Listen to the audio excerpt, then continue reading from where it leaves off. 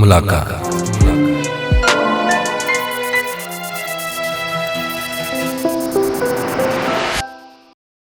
नमस्कार, आप सभी का सत्यवचन में हार्दिक स्वागत है। श्रृंखला एक मुलाकात के अंतर्गत आज हमने हमारे एक विशेष मेहमान को आमंत्रित किया है हमारे स्टूडियो में, और हमारे मेहमान हैं डॉक्टर एम.एल. डोगरा साहब।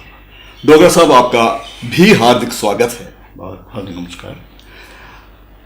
मैं जिससे पहले इनसे कोई गुफ्तगू करूं, कोई वार्तालाप करूं, इनके बारे में मैं इतना कहना चाहता हूं, ये संगीत, नाट्यशास्त्र ऐसी विधाओं से बिल्कुल इनका सामना हुआ है, क्योंकि ये farmer regional director song and drama division, ministry of information broadcasting government of India से सेवानिवृत्त हुए हैं, और अब भी इनका वो शौक बदस्तूर जारी है। एक बात और उसके बाद आप से मैं सुनूंगा, वो ये कि देखिए, आप इस डिपार्टमेंट में रहे हैं बतौर रीजनल डायरेक्टर, तो जाहिर है आपने पूरे भारतवर्ष का भ्रमण किया होगा। क्या क्या देखा आपने, उसके बारे में हमें ज़रा विस्तार से बताइए। Thank you. मैं song and drama division, ministry of information broadcast में एज रीजनल डायरेक्टर जो है अपॉइंट हुआ, और जिसमें मैंने पूरे भारतवर्ष में विभिन्न शहरों में, विभिन्न हमारी सेंटर्स में, तकरीबन सभी भारत की स्टेटों में मैंने काम किया, जैसे गुवाहाटी, आसाम, जोधपुर, श्रीनगर और क्या नाम, भोपाल, लखनऊ। तो ये सारे में जहाँ पर हम फोक ट्रेडिशन के ऊपर काम करते रहे, और जिसमें जो मेरा एक्सपीरियंस फील्ड में ज़्यादातर जो है ये फोक ट्रेडिशनल में ही रहा, और डिफरेंट जो जम्मू कश्मीर के डांसेस, भारतवर्ष के डांसेस, उनको प्रमोट किए। मेरी जो फोक डांसेस की ही जो है शुरू में मेरी फील्ड रही, और सॉन्ग एंड ड्रामा डिवीजन ये फोक मीडिया के नाम से जाना जाता है, जिसमें लोक संगीत के साथ में भारत की गवर्नमेंट की पॉलिसीज, प्रोग्राम्स जो है वो वहाँ लोगों तक पहुँचाए जाते हैं, और साथ साथ यहाँ का लोक संगीत जो है लोगों तक पहुँचा जाता है, ताकि जो लोगों को इंटरटेन किया जा सके। डॉक्टर साहब, जैसा कि आपने कहा, आपने पूरे भारतवर्ष का भ्रमण किया है, और आप की रुचि जो है वो फोक संगीत यानी जो ट्रेडिशनल लोक संगीत उससे ज़्यादा रही है। तो पहले आप सरकारी कर्मचारी थे, वहाँ कुछ लाजमी बंदिशें होती हैं या क्या कुछ होता। जब आप सेवानिवृत्त हुए तो लोक संगीत विधा को आगे बढ़ाने में आपका योगदान क्या रहा? हाँ जी, मैं 2008 में, अगस्त 2008 में मेरी रिटायरमेंट हुई, और ये देखा गया था कि हमने जो हमारी लोक विधाएं हैं वो जो है धीरे धीरे ख़त्म होती जाती है, ट्रेडिशन टोटली ख़त्म होता जा रहा था। जो आम पे यंग पीढ़ी जो है वो अपने लोक संगीत या अपने ट्रेडिशन को छोड़कर जो है वेस्टर्न म्यूज़िक की तरफ जो है बढ़ रही थी।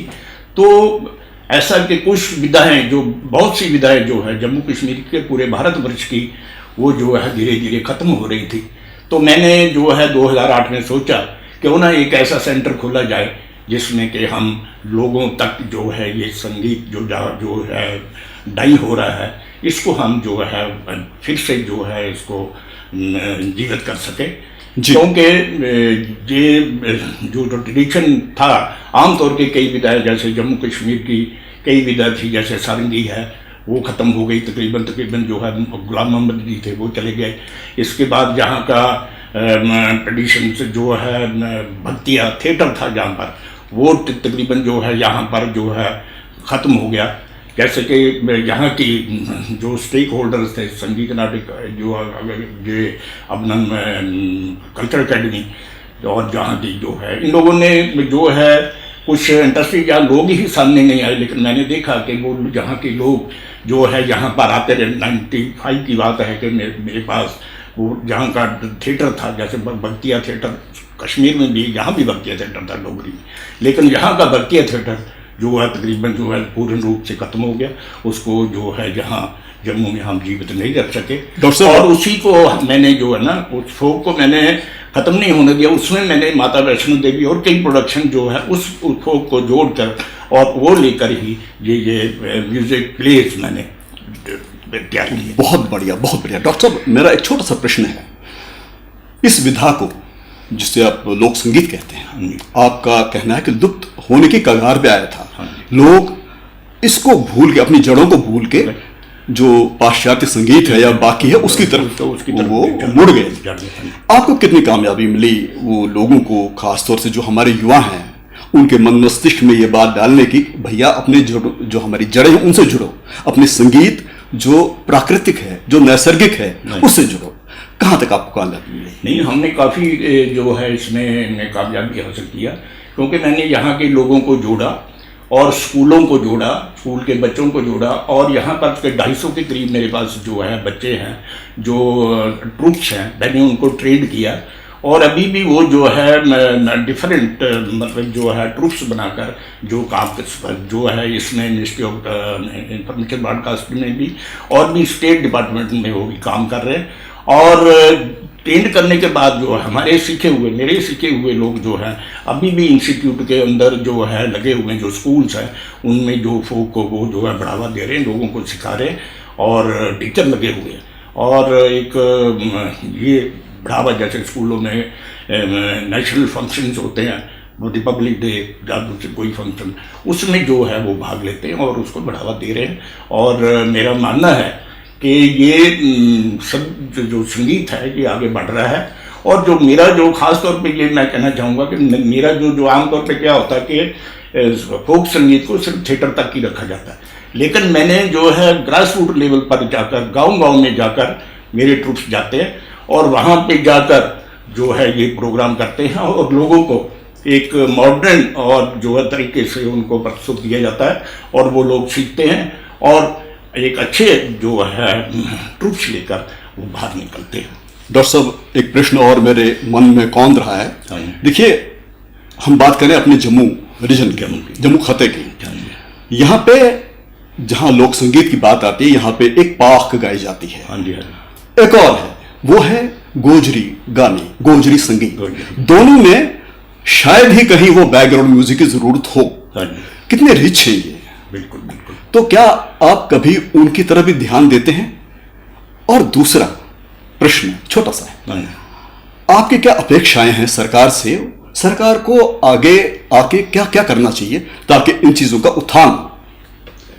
ऐसा कि जम्मू में जो फोक, जैसे गोजरी फोक है, जहाँ का लोक सिंह है, चन्न माड़ा चढ़िया जो है, चढ़िया पर जोरिया जाया जो है, तो ये सारे जो सॉन्ग और गोजरी सॉन्ग, ये सारे जो है गोजरी और चन्न जो ये दोनों जो है ये मिक्स सॉन्ग है। ये गोजरी भी गाते हैं, भी गाते हैं और इतना आनंद पाक के अंदर, जहाँ पाक की बात है, मेरे फादर साहब भी पाक गाते थे और हमारे दादाजी भी, वो जो राजे महाराजों के जो इनको कितार जो है माना जाता था और उन्हीं से ही हमने सीखा और सीख कर जो है हम उसको आगे बढ़ा रहे हैं। तो पाक भी हम, जैसे कृष्णा जी हैं पहले थी जो है जी, और भी हमारे पास पाक के जो जैसे विजय मल्ला जी के लोग जैसे ने भी हमें पाक सिखाई, वो मेरे साथ पाक गाते रहे कि जो इसको चंद माड़ा चढ़िया ऊपर ये डोरिया किया करी, उसका पाक और उसका मिश्रण जो हमने प्रस्तुत किया। डॉक्टर साहब, क्या एक तो हुआ कि आप इस लोक विद्या जो है उसको आगे बढ़ाने में अग्रसर है, उसमें कोई शक नहीं, ठीक है, जाहिर है। क्या कभी आपने ये सोचा कि मैं भी कहीं गाऊं, या खाली आप सिखाते रहे लोगों को? और नंबर 2, क्या आपने कभी ये सोचा कि मैं इसको कलमबद्ध करूं, कोई पुस्तक लिखूं कि कैसे क्या हो ताकि ये विरासत आगे भी रहे, लोगों को मिले पढ़ने के लिए? हाँ जी, हाँ जी। तो मैंने इस जो है एक मैंने जो है प्रीत लड़ी लिखा जो है इस फोक को आगे बढ़ाने के, जो कि टोटली बेस्ड ऑन फोक है और लोक संगीत पे ही। तो उस पर मैंने जो है सॉन्ग लिखे, जैसे डोलियाँ सजाइयाँ बाबला नी रोया तमतियाँ पर हैं, जिसका म्यूजिक श्री मल्ला जी ने किया था, वो काफ़ी जो है पॉपुलर है वो। जी जी जी। तो डोलियाँ सजाइयाँ और फोक में जो है यही इसमें डोली जो कि मैंने सेव गर्ल चाइल्ड के ऊपर बनाई थी, उसमें भी यहाँ के सॉन्ग जो मैरिज सॉन्ग जो है वो जिसको मंगल गीत कहा जाता है, वो जो है उसमें इंट्रोड्यूस किए। जैसे जो है आवे बना बन सगना आवे बना बन सगना दगैना, आवे बना बन सगना दगैना, गहने दा रंग सुवलाल मेरे बनड़े दे। क्या बात है, क्या बात है, क्या बात है।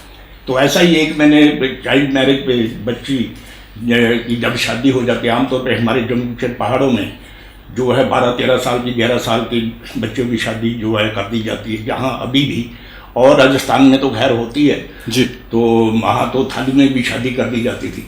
लेकिन हमने भी जो है एक उसी सेव गर्ल में डोली पे मैंने जो है बेटी जब 10-11 साल की बच्ची की मैरिज हो जाती है, और मैरिज होने के बाद जो है वो प्रेग्नेंट हो जाती है पहले, और होने के बाद जब उसकी डिलीवरी होती है तो वो बेचारी उसको कैसे भुगतना पड़ता है, तो उस पर मैंने जो है कुछ लाइनें लिखी जो कि आपके साथ लेखन के लिए कहा। एक विषम परिस्थिति है। हाँ जी, उस कन्या के लिए। कन्या के साथ उस टाइम क्या हुआ, तो वो कह रही चला कर जो है, क्या पीर कहूँ अपने मन की, क्या गति हुई मेरे तन की, क्या पीर कहूँ अपने मन की, क्या गति हुई मेरे तन की। बहुत अच्छा। कैसा दौना कैसा ब्याह, इस खीती मुझको कहाँ चाहा, क्या अपराध मेरे, क्या किए थे अपराध मेरे, चारों फेरे बने मेरे, अपराध बने चारों फेरे। बहुत उम्दा, बहुत उम्दा।